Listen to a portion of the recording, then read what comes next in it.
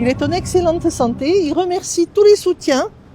Ce qu'il espère, c'est que les gens, les volontaires qui ont pu utiliser les patchs, puissent se battre et demander au pouvoir public une autorisation exceptionnelle pour pouvoir effectivement bénéficier de ce traitement dont vous pouvez effectivement voir les témoignages sur le site de l'association Milvud, milvud.fr. Voilà. Donc, nous continuons cet interrogatoire. Je ne sais pas à quelle heure il va se terminer. À l'issue de quoi, normalement, je dois le voir demain à la maison d'arrêt. Le professeur Fourtillan a fait un travail d'investigation concernant les causes, les origines du Covid-19. Cela est quelque chose de très important parce que s'il n'a pas déféré à son contrôle judiciaire en partie comme il se devait, c'est parce que ce travail d'investigation qui était concomitant à cette affaire de patch, en fait, était trop importante pour lui, pour la santé du public, du monde, la santé des gens au niveau mondial. Donc, il a fait des investigations et il a obtenu effectivement 5 brevets. 5 brevets qui sont déposés par l'Institut Pasteur en Union européenne et aux États-Unis. Ces brevets sont publiés, ils sont publics. Tout le monde peut aller les consulter. Ce n'est pas professeur Fourtillan qui les a inventés. Donc, allez sur le site vérité-covid19.fr, vous les trouverez ces brevets. Donc, il a expliqué. Et 20 mars, à peu près, il fait une étude sur les bénéfices qui ont été réalisés par les laboratoires qui ont mis au point les vaccins et par Sanofi.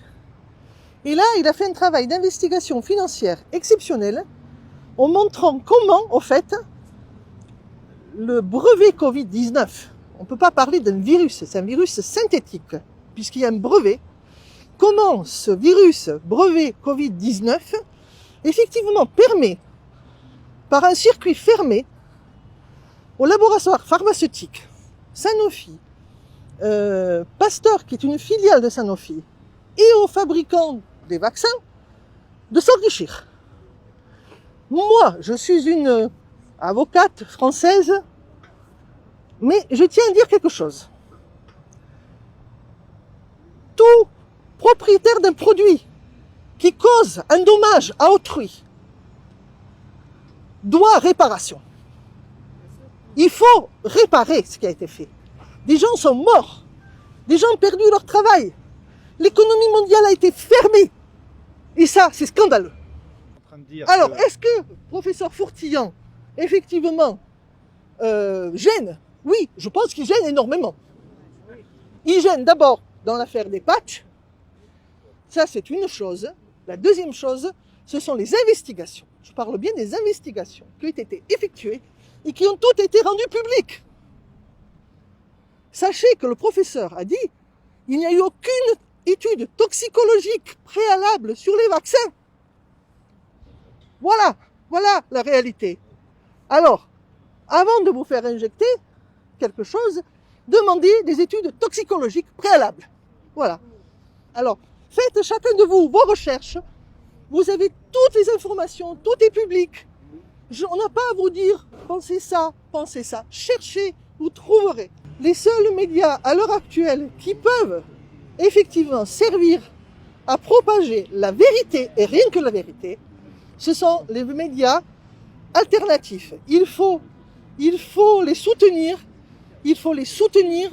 jusqu'à ce qu'éventuellement une censure terrible s'installe et qu'on ne puisse avoir aucune information.